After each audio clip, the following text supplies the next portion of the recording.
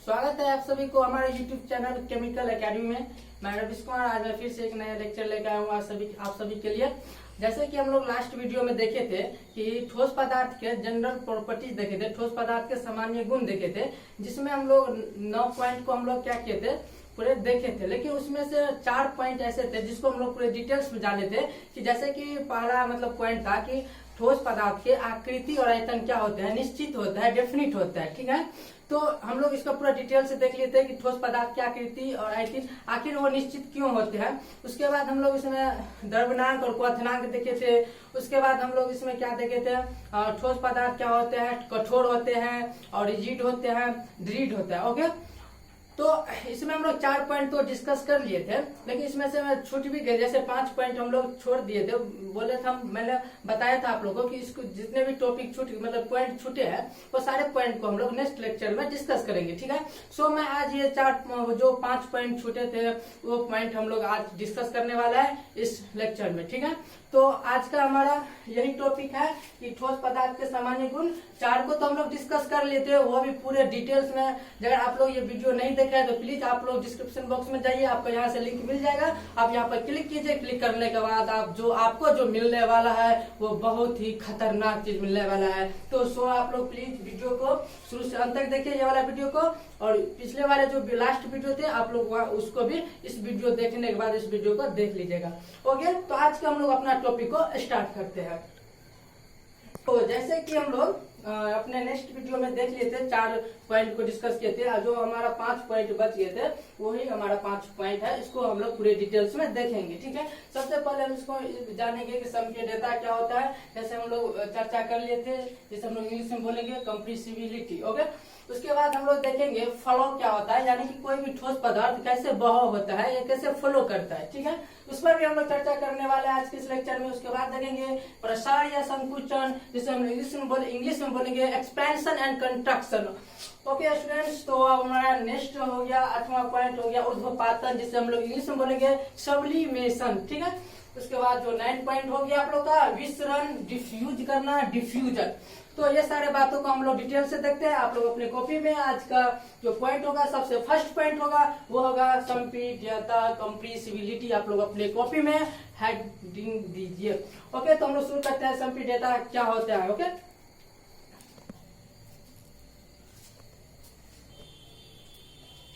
बच्चों, तो अब हम लोग देखते हैं अपनी पॉइंट को। 5वां पॉइंट हमारा था कि संपीड्यता। ठीक है, जिससे हम लोग इंग्लिश में बोलते हैं कंप्रेसिबिलिटी। ठीक है, देखिए किसी भी ठोस पदार्थ में संपीड्यता कैसे होता है। देखिए हम यहाँ पर पहले से ही उसको नोट कर दिए पहले, क्योंकि वीडियो ज्यादा लंबा नहीं हो। ठीक है, तो इसीलिए पहले नोट कर दिया। अभी हम लोग पूरा डिस्कस करने वाले, वो भी पूरा डिटेल्स में करेंगे। ठीक है, और डिटेल्स में हम लोग उसको डिस्कस करेंगे। ठीक है, तो आप लोग वीडियो को शुरू से अंत तक देखिए, आपको बहुत ही मजा आने वाला है इस वीडियो में। ओके, तो देखिए ठोस पदार्थ को में देखिए ठोस पदार्थ में असंपीड्यता होते हैं। ठीक है, देखिए किसी भी ठोस पदार्थ में असंपीड्यता होते हैं, संपीड्यता नहीं होते हैं। जिसे देखिए यहाँ पर असंपीड्यता हो जाता है, इसे हम लोग इंग्लिश में बोलेंगे इनकम्प्रेसिबिलिटी। ओके, देखिए अब किसी भी ठोस पदार्थ में संपीड्यता क्यों नहीं होते हैं। देखिए यहाँ पर असंपीड्यता क्यों होते हैं। देखिए इसका कारण एक ये है कि ऐसे हम लोग जानते हैं। देखिए क्या होता है कि ठोस पदार्थ में जो होता है वो अंतरानुकाकर्षण बल बहुत ही ज्यादा काम करता है। ठीक है, देखिए बल को ज्यादा काम करने पर जिस पर क्या करें, प्रेशर को घटाएंगे, ऊपर से दाब देंगे या नीचे से दाब घटाएंगे, तो इस ठोस पदार्थ पर कोई परिवर्तन नहीं होने वाला है। ठीक है, वह जो का त्यों ही रहेगा, इस पर कोई परिवर्तन नहीं होने वाला। हाँ, ऐसा परिवर्तन हो सकता था। देखिए एक तो क्या होता है कि ठोस पदार्थ में क्या होता है, एक तो खाली स्थान होता है, अंतरा अणु का स्थान, वो तो एक बहुत ही कम होते हैं। ठीक है, बहुत ही कम होते हैं। और देखिए ये तभी संभव हो सकता था, ये संपीड्यता तभी हो सकता था जब इसके अंदर में खाली स्थान ज्यादा होता, तब ये संभव होता। ठीक है, लेकिन ऐसा होता नहीं है। हाँ, देखिए जैसे हम लोग एक और एग्जाम्पल समझ सकते हैं, जैसे कि पावरोटी होते हैं, जिसे हम लोग इंग्लिश में बोलते हैं ब्रेड। देखिए ब्रेड जो होता है इसके अंदर में क्या होता है, हवा होता है, एयर होता है। ठीक है, और इसके अंदर खाली स्थान भी होता है। लेकिन देखिए क्या होता है, पावरोटी जो होता है उस पर अगर हम दाब को बढ़ाएंगे, प्रेशर को बढ़ाएंगे या घटाएंगे, तो उसमें से क्या होगा, हवा निकल जाता है। ठीक है, तो इसीलिए संपीड्यता जो होता है वो क्या होता है, असंपीड्यता होता है, ठीक है, संपीड्यता नहीं होता है, ठीक है। अब क्यों नहीं होता है हम लोग तो समझ गए, एक बार फिर से समझते हैं। देखिए संपीड्यता तभी मतलब हो सकता था कि जब इसके अंदर में खाली स्थान ज्यादा होता है। देखिए खाली स्थान ज्यादा होता है तो इसमें जो कण होता है वो एक दूसरे से क्या नजदीक आ सकता था, लेकिन ऐसा नहीं होता है क्योंकि इसमें खाली स्थान बहुत ही कम होते हैं और बल ज्यादा काम करते हैं। बल ज्यादा काम करते हैं तो ऊपर से प्रेशर को बढ़ाते हैं, दाब को बढ़ाते हैं और प्रेशर और दाब को घटाते हैं, तो ठोस पर कोई अंतर नहीं होता है, ठीक है। तो इसलिए ठोस पदार्थ में क्या होता है, असंपीड्यता होता है, क्या होता है, इनकम्प्रेसिबिलिटी होता है, ठीक है। तो अब जो हमारा जो अब हम लोग 5वां पॉइंट को डिस्कस कर लिए, ठीक है। अब हमारा 6ठा पॉइंट है वो है 6 नंबर का जो पॉइंट होता है वो होता है बहाव। बहाव अर्थात फ्लो। देखिए ठोस पदार्थ हम लोग ये जान लेता है कि ठोस पदार्थ में बहाव जो होता है, जिसे हम लोग इंग्लिश में क्या बोलते हैं, फ्लो जो होता है, फ्लो की प्रवृत्ति नहीं होता है। देखिए ऐसा क्यों होता है कि ठोस पदार्थ जो होता है वो फ्लो नहीं होता है। जैसे कि आप लोग देखते होंगे कि आप लोग के गांव में एक नदी होता होगा, ठीक है, नदी सबके मतलब हर गांव में नदी होते हैं। तो देखिए नदी में आप लोग कुछ ऐसे ऐसे पत्थर को जो नदी में कहीं कहीं पत्थर रहते हैं, या आप पत्थर को नदी में फेंकिएगा तो मान लीजिए ये पत्थर होता है। देखिए इसमें जो पानी का जो धारा चलती रहती है, देखिए पत्थर क्या होता है वो मतलब फ्लो नहीं होता है। देखिए पत्थर तो बहुत प्रकार का होता है, कोई छोटा छोटा होता है तो छोटा छोटा ज्यादा कठोर नहीं होता होगा, इसमें जो वो ज्यादा मजबूत नहीं होता, वो तो बह जाता है। लेकिन जो बड़े वाला पत्थर होता है वो फ्लो नहीं करता है। देखिए इसका कारण क्या होता है कि पत्थर जो होता है ना उसमें जो अंतरानुक आकर्षण बल बहुत ही ज्यादा होता है, जिसके कारण इसके अंदर में जो पार्टिकल होता है वो एक दूसरे से आपस में क्या होता है, परस्पर बंध जाते हैं। वो एक मतलब एक दूसरे से ऊपर से फिसलता नहीं है। पानी उस पर से क्या करता है, पानी जो आता है तो उस पर वो मतलब पत्थर ऐसे ही रहता है, पानी की धारा निकल जाती है, लेकिन पत्थर को कोई प्रभाव नहीं पड़ता है क्योंकि पत्थर जो होता है वो बहुत ही मजबूत होता है। उसमें बल बहुत ज्यादा काम करता है। बल ज्यादा होने के कारण उसमें जो कण होते हैं वो एक दूसरे से परस्पर मजबूती से बंधे होते हैं। इसलिए पत्थर जो है किसी भी पानी में पानी के जो धारा चलती रहती है उसमें पत्थर क्या होता है, फ्लो नहीं करता है। ओके, आई होप ये दोनों बातें आप लोगों को क्लियर हो गया होगा। ये दोनों पॉइंट का पूरे डिस्कस हम लोग किए वो आप लोग को समझ में आ गया होगा, ठीक है। देखिए अगर आपको समझ में नहीं आ रहा है तो इसका रीजन एक ही है कि आप वीडियो देख रहे हैं लेकिन ध्यान आपका कहीं और है। मन में कुछ चलता होगा कि मतलब हमें खेलना है, इधर जाना है, वो जाना है। सो प्लीज आप लोग अपने माइंड से ये निकाल दीजिए। देखिए वीडियो को आप लोग ठीक से मेरी बातों को गौर से सुनिए, आपको सारा को मतलब जितने भी डाउट्स होंगे वो क्लियर हो जाएगा। देखिए इसमें बहुत सी दो ही बात का चर्चा आता है। एक तो हमारा आता है इसमें क्या चीज है, एक तो आता है इसमें अंतरा अनुक, ठीक है, अंतरा अनुक आकर्षण पर, और एक आता है क्या, अंतरा अनुक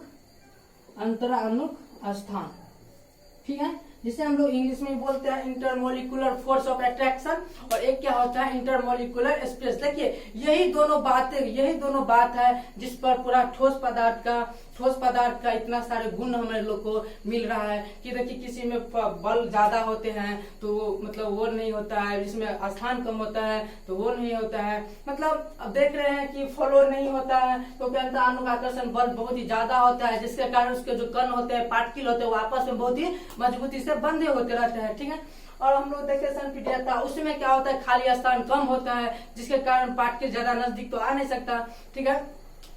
अब मान लीजिए इसमें ज्यादा स्थान होता तो पार्टिकल दूर मतलब बहुत दूर दूर होता, तो वो क्या होगा, जितना ज्यादा खाली स्थान होता उतना ज्यादा उसमें पार्टिकल क्या होता है, एक दूसरे के नजदीक होता है, ठीक है।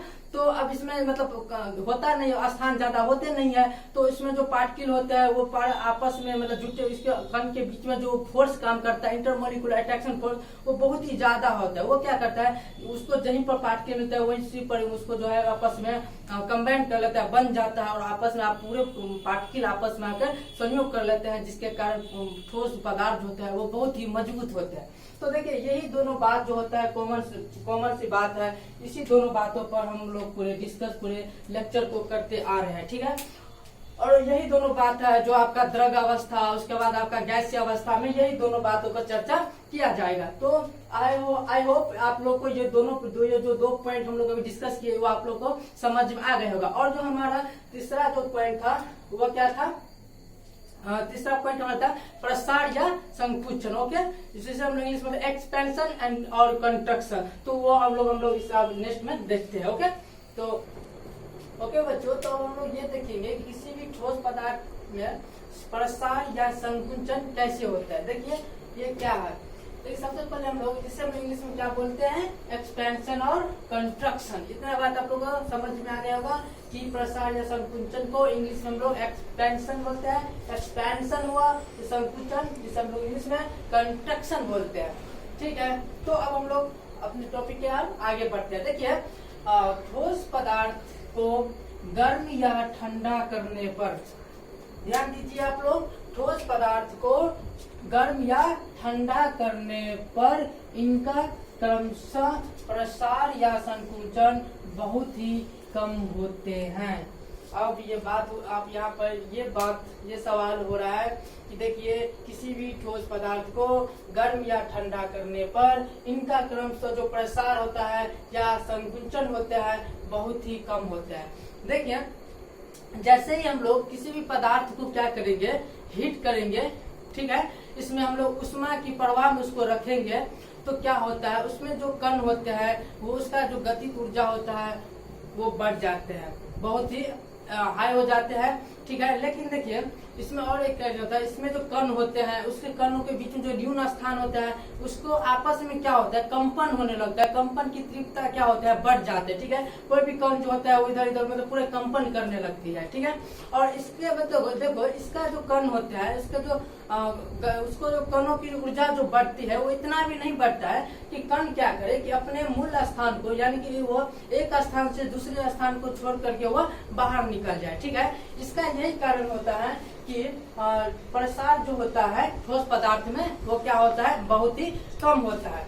देखिए यह संकुचन होता है। देखिए प्रसार को हम हीट करते हैं या इसको हीट करते हैं तो हीट करने पर तो हम लोग देख लिए क्या होता है, हीट करने पर उसकी जो कणों की जो ऊर्जा होती है वो क्या होता है, बढ़ जाती है। ठीक है, उसको ऊर्जा बढ़ जाती है और कणों में क्या होता है, जो रिक्त स्थान होता है वो क्या होता है, आपस में कंपन करने लगते हैं। ठीक है, लेकिन इसका ऊर्जा इतना भी अधिक नहीं होता है कि वो क्या करे कि अपने स्थान को मतलब ठोस पदार्थ में जिसमें पार्टिकल होता है, जो कण होता है वो एक स्थान से दूसरे स्थान को छोड़कर नहीं जाता है। ठीक है, अब हम देखते हैं संकुचन। देखिए संकुचन में हम लोग क्या करेंगे, ठंडा करते हैं। देखिए किसी भी ठोस पदार्थ को जैसे ही आप लोग ठंडा करेंगे तो ठंडा करने पर वो क्या होता है, हम लोग तो इसमें देखें कि उसकी ऊर्जा जो होती है वो बढ़ जाता है, लेकिन ठंडा करने पर ठोस पदार्थ की जो ऊर्जा होता है वो मतलब ज्यादा नहीं होता है, घट ही जाता है। लेकिन ठीक है, ये हो गया। देखिए उसका सेम विपरीत उल्टा होता जाएगा। आप लोग देखिए ध्यान से सुनिए।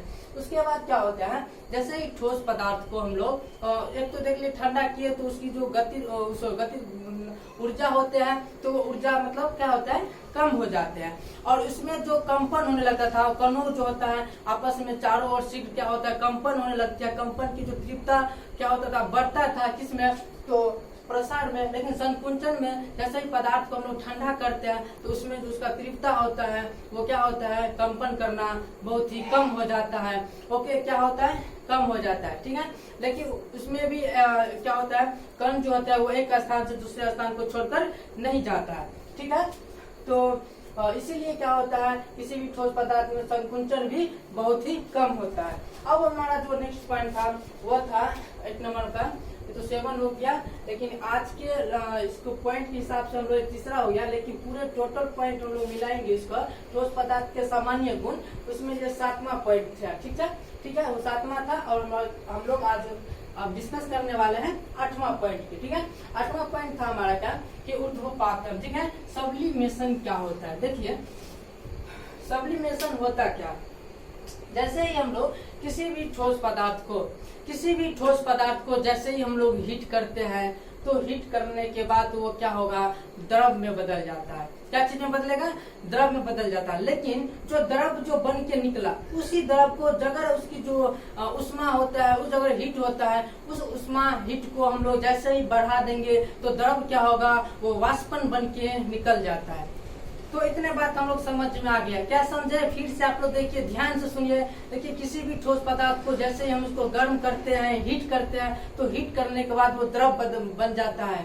क्या बनता है, द्रव बनता है। देखिए ये इस बात को हम लोग चर्चा लास्ट वाले वीडियो में भी किए थे, जिसे हम लोग बॉइलिंग पॉइंट के मेल्टिंग पॉइंट के नाम से मतलब जाने थे। किसी भी ठोस पदार्थ को जैसे ही हम लोग हीट करते हैं तो हीट करने के बाद वो लिक्विड स्टेट आ जाता है, द्रव अवस्था में बन जाता है। देखिए सेम इसी प्रकार सब्लिमेशन में भी वही प्रक्रिया होता है कि जब किसी भी ठोस पदार्थ को हम लोग हीट करते हैं, गर्म करता है, तो द्रव में बदल जाता है। और जैसे वो द्रव में बना तो फिर द्रव बन गया, और द्रव जो बना उसमें हम लोग क्या करेंगे, उसको हीट को बढ़ाएंगे। ठीक है, जैसे ही उष्मा को हम लोग बढ़ाएंगे तो द्रव में क्या होगा, वाष्पन बन के निकल जाएगा। ठीक है, तो हम लोग ये इतना सारा जानकारी हम लोग अभी जान गए, इतने सारे हम लोग पॉइंट को डिस्कस कर लिए। ठीक है, तो अब कभी कभी क्या होता है कि कोई ऐसा ठोस पदार्थ होता है जिसे हम लोग गर्म करने के बिना ही वो क्या होता है, द्रव में बदल जाता है। और कभी कभी क्या होता है, इसको द्रव को जैसे ही हम लोग इसको द्रव को जैसे ही गर्म करते हैं तो वो क्या होता है, वाष्पन मतलब द्रव से मतलब वाष्पन बनता है। तो वाष्पन को मतलब इसको हम लोग गर्म करते हैं तो वो क्या होता है, सीधे मतलब सॉलिड के फॉर्म में बन जाता है। ठीक है, तो यही जो प्रक्रिया हो रहा है कि मतलब सॉलिड से द्रव में बनना और द्रव से वाष्पन का निकलना, ये जो प्रक्रिया हो रहा है, इसी प्रक्रिया को हम लोग ऊर्ध्वपातन बोलते हैं, सब्लिमेशन बोलते हैं। ओके, तो अब हम लोग देखते हैं। देखिए ऊर्ध्वपातन क्या होता है। देखिए वह प्रक्रिया जिसमें कोई ठोस पदार्थ ठीक है, ठोस पदार्थ को गर्म करने पर, यहाँ पर को ठोस पदार्थ को गर्म करने पर, ठीक है, गर्म करने पर बिना द्रव में परिणत हुए सीधे वाष्प की अवस्था में, ठीक है, वाष्प की अवस्था में बदल जाता है। ओके, और उस वाष्प को ठंडा करने पर, ठीक है, ठंडा करने पर बिना द्रव में परिणत हुए सीधे ठोस की मूल अवस्था में परिवर्तित हो जाना ऊर्ध्वपातन कहलाती है। इतने बात आप लोग को समझ में आ गया होगा। ठीक है, तो अब हम लोग अपना जो लास्ट पॉइंट बचा है वो है विसरण, डिफ्यूजन। ओके, तो अब हम लोग इसको डिस्कस करते हैं। ठीक है, तो हम लोग अपना नेक्स्ट जो पूरा लास्ट पॉइंट था वो 9 नंबर का था, वो था विसरण, डिफ्यूजन। देखिए ये डिफ्यूजन क्या होता है। देखिए डिफ्यूजन जो होता है, डिफ्यूजन एक ऐसी प्रक्रिया होता है जिसमें क्या होता है, आप लोग ध्यान दीजिएगा कि जब दो ठोस पदार्थ को क्या करेंगे, जब दो अलग अलग ठोस पदार्थ को हम लोग रखते हैं तो वो जो है ज्वाइंट नहीं होता है, एक साथ नहीं होता है। इसका कारण क्या होता है, देखिए इसका कारण ये हुआ कि आप लोगों को तो पता है कि ठोस पदार्थ का जो कण होता है वो एक स्थान से दूसरे स्थान गमन नहीं करता है। इसी के कारण जब हम लोग एक ठोस पदार्थ को मतलब किसी एक ठोस पदार्थ को दूसरे ठोस पदार्थ के साथ रखेंगे तो वह संभव नहीं है, वो एक साथ नहीं रह सकता है। क्यों नहीं रह सकता है, क्योंकि हमें इतना पता है कि ठोस पदार्थ क्या होता है, एक स्थान से दूसरे स्थान गमन नहीं करता है। आई होप ये बात आप लोग को समझ में आ गया होगा। ठीक है, अब हम लोग देखिए इतना तो हम लोग समझ गए फर्स्ट पॉइंट पे। ठीक है, ये आप लोग समझ गए, ये हमारा क्या है, ये हमारा पदार्थ है, ये पहला पदार्थ हुआ, ये दूसरा पदार्थ हो गया। देखिए इन दोनों को जैसे ही हम लोग एक साथ रखेंगे तो वो एक साथ नहीं रहता है। क्यों नहीं रहता है, क्योंकि हमें पता है कि इसमें जो कण होता है, उसमें जो पार्टिकल होता है वो क्या होता है, ठोस पदार्थ के पार्टिकल एक स्थान से दूसरे स्थान में गमन नहीं करता है। इसीलिए दो पदार्थ जो है एक साथ नहीं रह सकते हैं। ठीक है, अब देखिए दूसरा पॉइंट हम लोग ये जानेंगे। देखिए कुछ ऐसे विसरण होते हैं, कुछ ऐसे पदार्थों का विसरण होता है कि जब हम लोग दो अलग अलग धातु को एक साथ रखते हैं, दो अलग अलग पदार्थ को एक साथ रखते हैं, तो कुछ हद तक जो है वो आपस में सटे हुए रहते हैं। देखिए जैसे हम लोग क्या करेंगे, एक कॉपर ले लेंगे और एक जिंक ले लेंगे, ठीक है। जैसे ही इन दोनों को क्या करेंगे, आपस में रख देंगे, तो वो क्या होगा, कुछ वर्ष के बाद, देखिए कुछ दिनों के बाद नहीं, कुछ महीने के बाद नहीं, कुछ वर्षों के बाद वो क्या होगा, मान लीजिए जिंक हो गया, तो हम जिंक का एक मतलब चिन्ह बना लेते हैं कि जिंक हमारा हो गया इस टाइप का, और सॉरी कॉपर हो गया इस टाइप का, पूरा इसमें जो है पूरा डार्क हो गया। और मान लीजिए जिंक को हम लोग कुछ आधा मतलब हाफ यानी कि आधा इसको डार्क कर देता है, तो कुछ हद तक हमें ऐसा दिख सकता है, वो आपस में सट जाएगा और कुछ मतलब वर्षों के बाद हम लोग इसको ऐसे देख सकते हैं। लेकिन ये ऐसा हो सकता है, तब हम लोग कॉपर और जिंक को एक साथ रखते हैं, तो रखने के बाद कुछ वर्षों के बाद, ठीक है, कुछ दिनों के बाद नहीं, न तो कुछ महीनों के बाद, देखिए कुछ वर्षों के बाद, कुछ सालों के बाद में क्या होता है, जिंक और कॉपर आपस में कुछ हद तक सट जाते हैं, ठीक है। तो कुछ ऐसा धातु होते हैं जिसे हम लोग एक साथ रखने पर क्या होता है, इसमें विसरण होते हैं, ठीक है। तो यह प्रक्रिया हो गया, ठीक है। तो हम लोग अब देखते हैं कि विसरण क्या होता है। देखिए विसरण वह प्रक्रिया है जिसमें किसी द्रव्य के कण किसी अन्य द्रव्य में प्रवेश करते हैं, ठीक है। तो अब मतलब यहाँ पर देखिए कोई ऐसा मतलब द्रव्य होता है, विसरण एक ऐसा प्रक्रिया भी होता है जिसमें कोई द्रव्य हो जाता है, उस द्रव्य का जो कण होते हैं वो किसी दूसरे द्रव्य में क्या होता है, प्रवेश करते हैं, ठीक है।